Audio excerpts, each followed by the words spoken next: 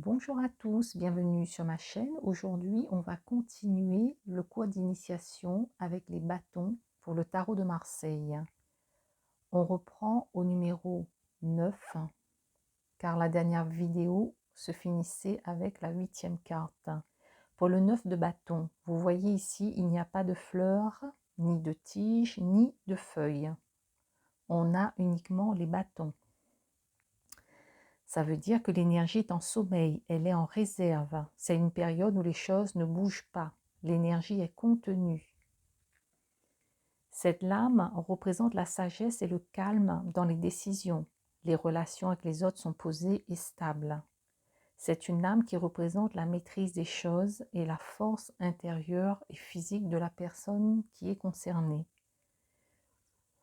Donc c'est une carte quand même qui parle aussi donc de force, de sagesse, de contrôle des choses et de prudence. Donc ce n'est pas une carte d'agitation, c'est une carte plutôt de réflexion et de repos, où les choses sont en gestation. Pour ce qui est du négatif, ça va aller plutôt dans le déséquilibre, les contraintes et la méfiance.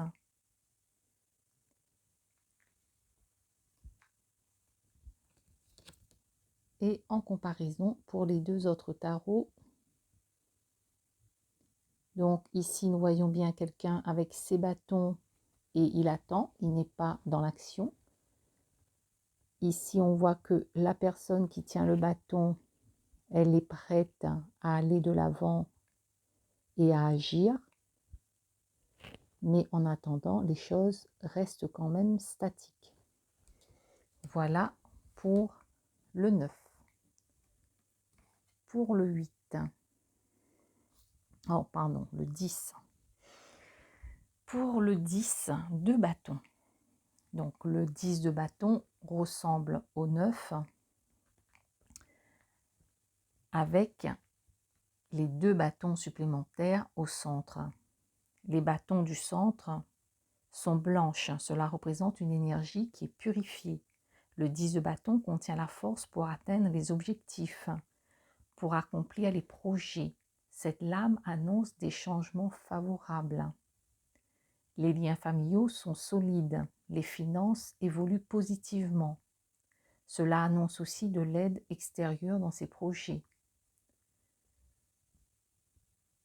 Ça parle aussi de réalisation et d'amélioration des choses, de l'évolution. Par contre, pour ce qui est du négatif, ça va parler plutôt de trahison et de détournement. La carte 10 de bâton, c'est une carte positive. Ici, avec les autres tarots, on ne peut pas dire que c'est positif. Avec le Marseille Waite, on voit la personne qui porte quand même les bâtons et qui ne regarde pas son chemin, qui ne voit pas sa route. Il porte un fardeau. Ici, nous avons aussi avec le tarot de la sorcière, l'individu qui avance avec tous ses bâtons sur les épaules. Donc, il porte son fardeau, il porte ses difficultés.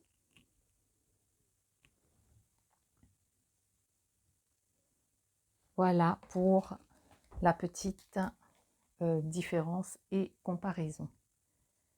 Nous passons maintenant au valet de bâton. Pour le valet de bâton,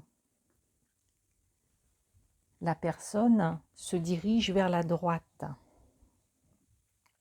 Il regarde droit devant lui. Il avance en conscience par rapport au sol qui est jaune. Mais il avance dans le calme car ses chaussures sont bleues. Donc il n'est pas dans l'agitation.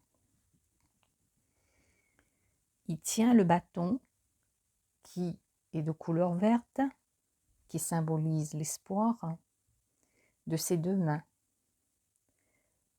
Le valet est quelqu'un de jeune, il est indépendant, c'est un personnage loyal et brillant. Il a une joie de vivre. Et par le fait de tenir le bâton comme ça, il a quand même le projet en main. Il tient un projet en tout cas et il regarde de l'avant pour avancer avec ce projet-là. Il assume son travail, il regarde les choses pour passer à l'action. Cette lame désigne aussi le consultant, ça peut désigner donc le fils, un ami ou un frère. Le valet apporte aussi les nouvelles. C'est comme le valet de carreau dans le jeu de 32 cartes ou de 54 cartes. Où le valet de carreau, ça représente le messager, le facteur, entre autres. Le bâton, comme c'est associé au carreau pour l'autre jeu, donc il y a cette notion de messager. Il est plutôt courageux comme personnage. Il peut représenter un collègue de travail, un collaborateur dans une entreprise.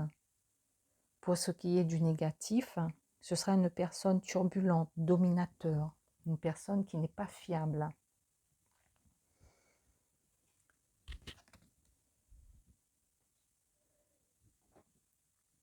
Voilà pour la comparaison. Oh merde, mais non. Petite erreur de comparaison. Je me suis trompée de carte. La bonne comparaison, c'est celle-ci. Le valet de bâton, qui tient son bâton ici, pareil, dans le même sens, et qui regarde devant. Et nous avons l'autre valet de bâton, qui lui ne regarde pas son bâton, mais il regarde ailleurs.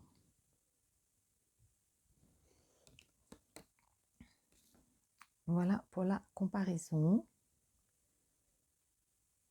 Maintenant, nous sommes avec le cavalier de bâton.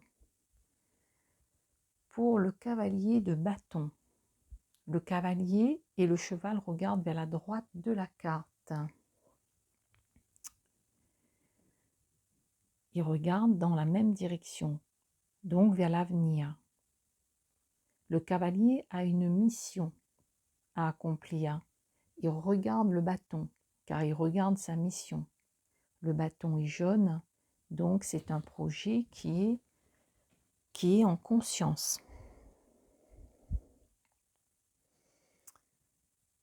Le sujet que porte le cavalier est clair par cette couleur jaune. C'est-à-dire que le sujet, le projet qu'il va porter, c'est quelque chose qui est clair, qui est posé. Par sa couleur jaune, ici on voit qu'il y a aussi du rouge, donc il y a de la vie dans ce projet, et il y a une conscience, ce projet est éclairé.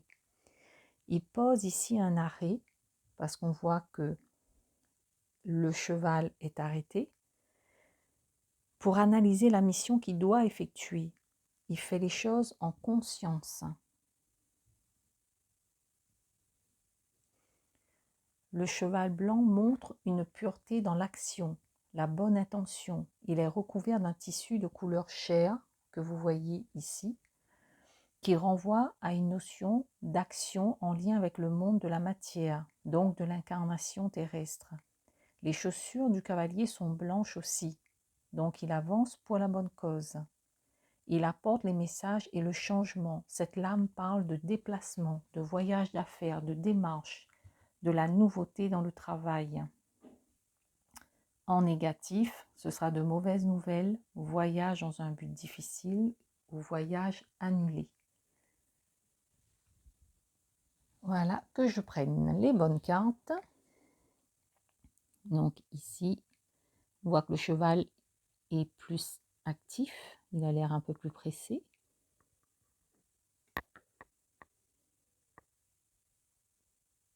Et voilà pour cette carte. Je fais attention aux reflets de lumière.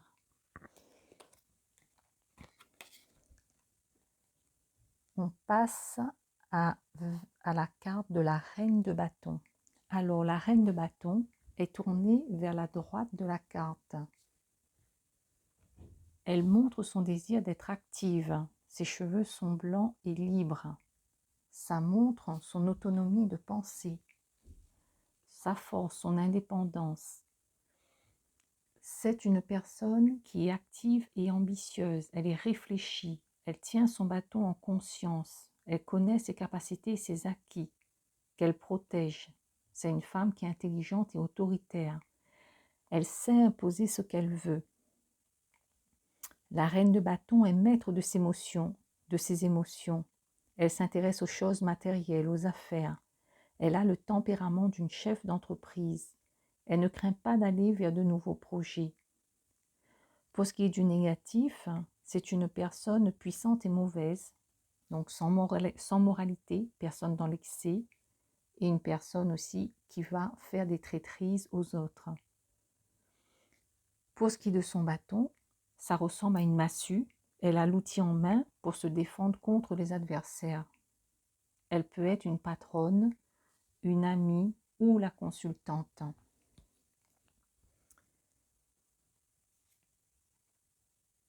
Alors, la reine de bâton en comparaison avec ses cartes, ça donne ça. Donc, elle est bien assise avec son bâton. Et ici, c'est la même chose. Maintenant, nous passons à la dernière carte qui est le roi de bâton pour terminer cette série des bâtons. Alors, pour le roi de bâton est tourné sur la droite. Il est richement vêtu. Il a l'énergie pour aller contre l'adversaire. C'est quelqu'un qui est actif. Il observe les choses, il s'affirme, il a les cheveux blancs et libres, donc une certaine sagesse, une certaine connaissance. Il assume sa position avec fierté. Ça se voit dans sa position, dans ses habits, dans sa manière de se tenir. Il a l'esprit actif et réfléchi. Il analyse les choses avant d'agir. Son bâton n'est pas en bois, mais une matière plus robuste et travaillée. Ça change des autres bâtons de toutes les cartes précédentes. Cela confirme une situation matérielle avancée et la maîtrise de ses acquis matériels. Il sait utiliser les connaissances qui sont essentielles pour régler les situations ou les conflits. Le roi de bâton représente aussi quelqu'un d'optimiste. Il a des responsabilités. Il est fier de lui. Il est honnête et il a du courage. Il peut être un patron, le consultant, un ami. Ça peut être aussi un père ou un conjoint. Il a aussi de l'ambition. C'est quelqu'un de juste. C'est une carte de réussite. En négatif, c'est un homme tyrannique et une personne agressive. Voilà pour cette série. Je termine avec la comparaison. Donc le roi de bâton qui est bien assis avec son bâton ici. Et nous avons ici où le roi de bâton est un plus richement vêtu. Donc voilà pour cette série des bâtons. Sur ce, je termine la vidéo. Et la prochaine série, ce sera sur la coupe. Sur ce, je vous souhaite un bon visionnage et je vous dis à bientôt. Au revoir.